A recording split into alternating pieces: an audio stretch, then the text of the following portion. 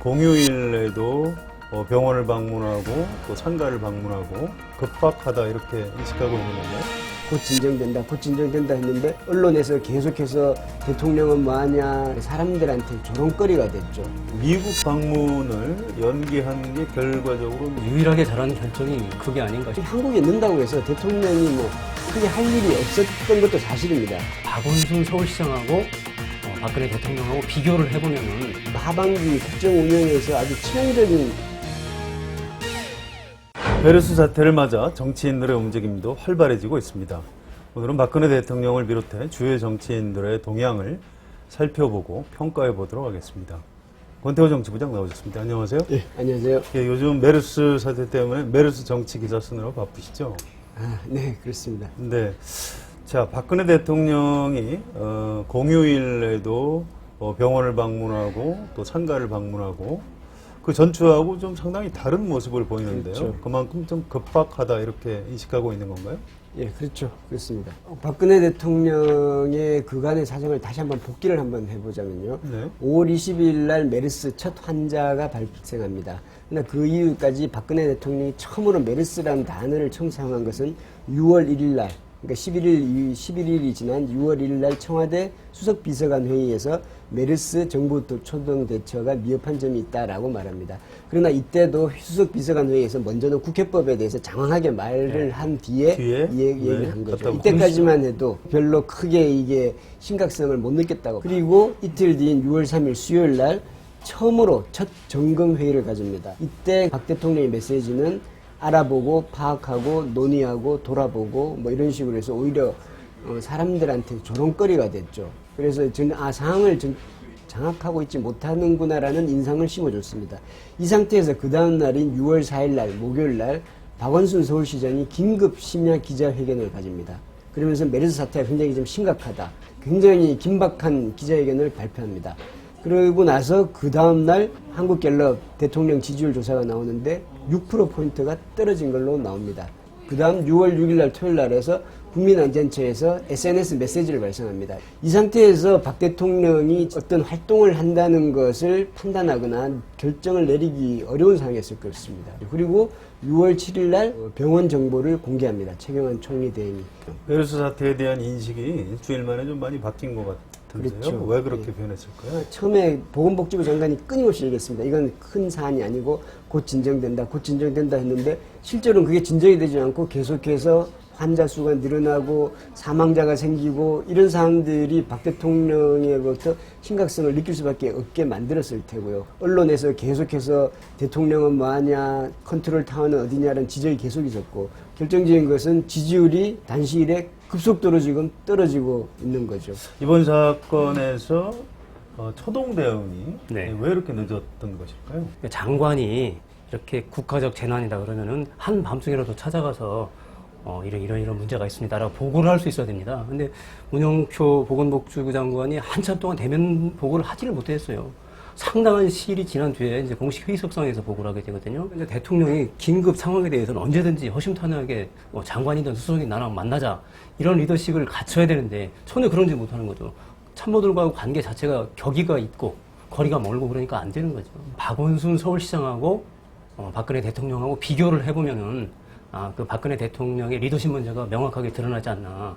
박원순 시장 한밤중에 심야 긴급 기자회견을 하잖아요. 국가적 재난 사태라면 대통령이 그 정도는 판단을 해야 되는 거죠. 그걸 관료들에게 미룰 수는 없는 문제입니다. 대통령이 뭡니까? 책임을 지는 자리예요. 그래서 네. 내가 이렇게 중요하니 최우선순위로 확산 방지에 모든 걸 집중해라.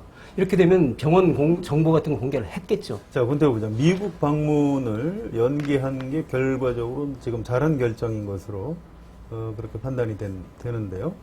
그런 연기 결정은 미국 정부하고 사전에 충분히 양해를 구했다고 봐야 되겠죠. 계속해서 방미를 가느냐 마느냐라는 논란이 있었는데 대부분의 사람들은 박 대통령은 그래도 갈 거다라고 예상을 했을 했었죠. 다 예상을 했죠. 왜냐하면 박 대통령의 특징이 한번 정해진 것을 바꾸지 않죠. 플렉시블하지 않습니다. 정해진 건 그대로 가는 네. 거고 그리고 이런 상황에서는 대통령은 이 상황을 좀 피하고 싶은 생각도 있고 그리고 또 한국에 넣는다고 해서 대통령이 뭐 딱히 그렇게 엄청나게 큰 역할을 지금까지 하지도 않았고 또 있는다고 해서 크게 뭐 동대문 시장 방문하고 뭐 이런다고 해서 갑자기 메르스 환자가 잡히는 것도 아니고요. 그 크게 할 일이 없었던 것도 사실입니다. 그럼에도 불구하고 박 대통령한테는 이번에 미국까지 앉는 것이 유리했다고 봅니다. 만약에 미국을 갔으면 18일 날 돌아왔을 때의 그동안의 메르스 사태는 계속해서 확산되거나 아니면 최소한 진정이 안 됐을 때가 있고요. 그럼 갔다 와서는 이야기를 합니다. 나 이럼에도 불구하고 난 미국을 갈 수밖에 없었다. 봐라. 라고 하면 뭘 내놔야 됩니다. 근데 뭘 내놓을지. 그럼 사드 문제에 대해서 그 오바마한테 얘기를 할 수 있을 것인지, 탄저균 잘못 배달된 거에 대해서 어떻게 얘기를 할 수 있을 것인지, 그런 데 대해서 아무런 얘기를 하지 않은 상태에서 미국 가서 악수하고 와고 또 미국 방문을 했으면 웃을 수밖에 없습니다. 그런 장면들이 비춰졌을 때 하반기 국정 운영에서 아주 치명적인 국내 정치에서 그렇죠. 어려움을 겪게 어려움을 될 겪을 것이다. 그러면 메르스 사태에서 유일하게 잘한 결정이 그게 아닌가 싶습니다. 그런가요? 그렇죠. 근데 그건 정무적으로 잘했다는 것이지 그것이 과연 우리나라 국익이 얼마나 좋은 점이냐 그건 뭐 저는 어쨌든 국민 여론과 관련해서는 그랬죠. 예, 예. 박근혜 대통령은 미국하고 사이가 좀 좋은 모양이죠? 좋죠.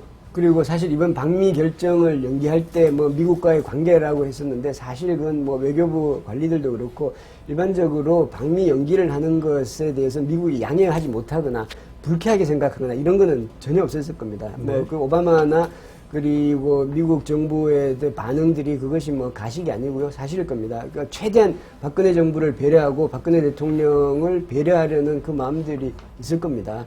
다른 정치인들 얘기를 몇 사람 좀 해볼까요?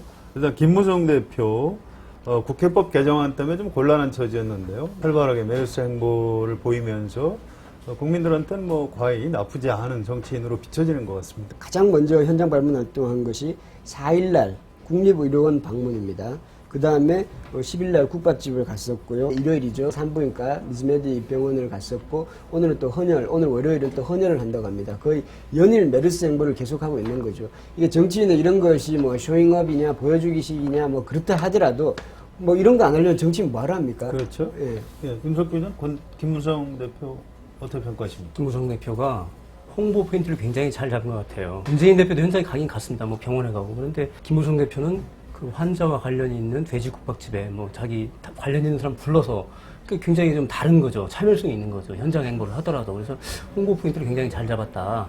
그 다음에 메르스 사태 진정 그 확산 책임자를 반드시 묻겠다.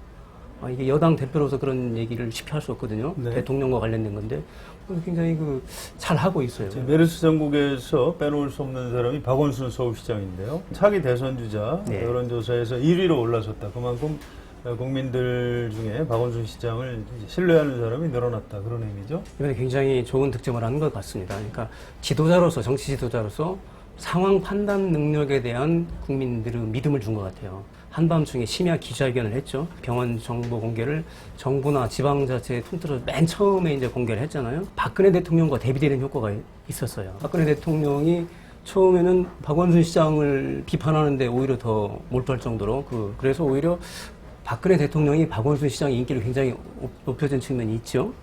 그런데 이제 세 번째로는 박원순 시장이라는 사람이 참 국민을 우선으로 생각하는 사람이구나. 힘센 삼성이라는 집단과 맞붙어서 국민 우선으로 생각하구나. 이거 여러 가지 측면을 보여주는 것 같습니다. 그런 것들이 여론조사에 반영된 게 아닌가 싶습니다. 박원순 시장은 원래 정치를 하던 분이 아닌데요. 어떻게 이런 순간에 이렇게 정치인들보다도 훨씬 더 뛰어난 역량을 발휘할 수 있을까요? 이 사안에 대한 이번 사태에 대한 평가가 이렇게 극명하게 달라질 수 있구나라는 걸 참 많이 느꼈습니다. 네. 새누리당 지지층에 대해서는 박원순 시장에 대해서 전 정치적인 이유로 저렇게 하는 거다. 이런 기회를 정치적으로 이용하더니 굉장히 못된 사람이다라는 평가가 아주 많았었고요. 그렇죠. 그리고 새정치 지지층 그리고 오히려 중도적인 층에서는 속이 시원하다. 그리고 박 대통령과 비교된다. 박 대통령과 비교되는 측면은 본인이 직접 기자회견을 하고 본인이 직접 브리핑을 하는 거죠. 이거는 상당한 능력과 이 사실관계를 정확하게 이해하지 않으면 안 되는 것입니다. 물론 이걸 가지고 박원순 시장이 그 삼성 서울병원 의사를 매도했다, 뭐 도덕적으로 비난했다라고 하는데 도덕적으로 비난했다 여부는 그건 평가의 문제고 팩트 자체는 그분이 어쨌든 재건축 조합 회의를 돌아다닌 것 사실 자체는 사실인 거였고요. 자, 문재인 새정치민주연합 대표 얘기를 간단히 해볼까요? 뭔가 메르스 관련해서 굉장히 분주하게 돌아다니는 것 같긴 한데요. 네. 뭐 좀 강렬한 인상을 남기는 것 같지는 않아요. 책임론을 제기하기는 했지만은 김무성 대표가 한 다음에 했어요. 강력하게. 그래서 처음에 여야 회담을 제안한 게 문재인 대표 아니었는가요? 문재인 대표가 했다고 좀 알려져 있죠. 그러나 이제 그런 것들이 제대로 부각되지 않은 홍보에도 실패한 거죠. 그러니까 배지국밥이라는 그런 명확한 홍보 포인트에도 실패한 거고. 그다음에 이제 문재인 대표는 야당의 지도자로 박원순 시장에서 집행권이 있는 것도 아니고 그걸 상대적으로 야당이기 때문에 좀 손해를 보는 것 그런 같아요. 손해보는 측면도 있는데 어쨌거나 그 책임론 부분에 있어서도 강력하게 책임을 묻는 것도 어떻게 책임을 제기하기는 했으면 부각이 되지 않을 측면이 있는 거죠. 네, 권태호 부장 어떻게 보십니까? 예, 비슷한 생각입니다. 문재인 대표가 책임론을 사실 김무성 대표보다 먼저 이야기했죠. 그렇죠. 그러니까 대부분의 신문에서 그 기사는 기사가 안 되거나 그렇죠. 한겨레 신문에도 마찬가지입니다. 정치면에 조그맣게 실렸습니다. 김무성 대표가 책임론을 제기했을 때 저희 신문은 일면에 실었습니다. 저희 신문 외에 다른 신문들도 일면에 실었고요. 여당 대표가 책임론을 얘기하는 것과 야당 대표가 책임론을 얘기하는 것은 그 말의 비중에서 차이가 있을 수밖에 없는 거죠. 야당은 의뢰이 그렇게 하는 것이고. 네, 그 정치 공세로 읽힐 그렇죠. 가능성이 높네요. 다만 이제 문재인 대표가 메르스 국면에서 김무성 대표보다 좀 더 활발하게 움직이지 않았던 것. 그것은 아마 이런 걸 의식하지 않았나 생각됩니다.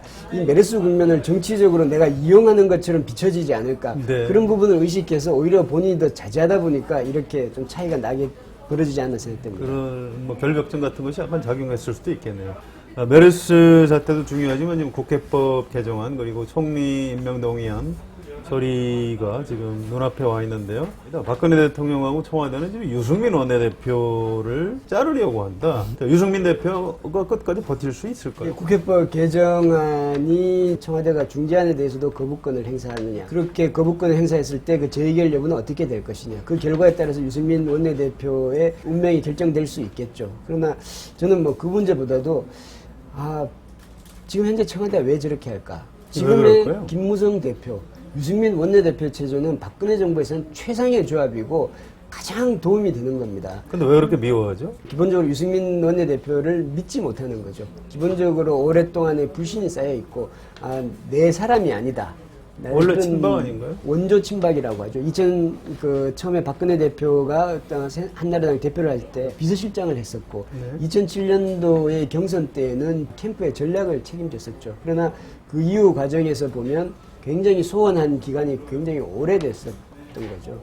그리고 원래 내 사람이었는데 내 곁을 그렇죠. 떠나면 더 미워진다. 뭐 탈박이라고 그런 건가요? 뭐 원조 친박, 탈박 뭐 그런 얘기가 이제 유승민 원내대표 뒤에 따라 붙는 건데, 예를 들면 서청원 대표, 윤상현 원내대표 그런 식으로 새누리당을 운영하는 것이 박근혜 정부에 어떤 도움이 될지 저는 지금 정무적인 판단을 좀 잘 못하고 계신 게 아닌가라는 생각이 듭니다. 알겠습니다.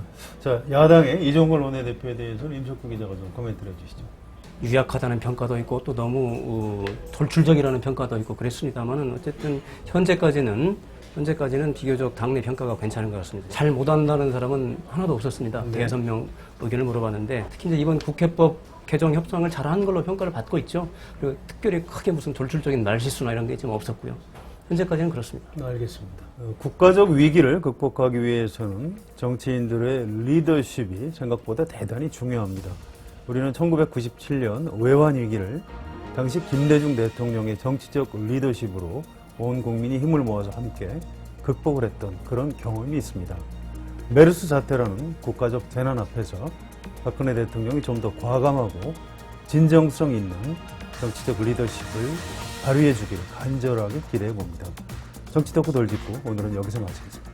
수고하셨습니다. 예.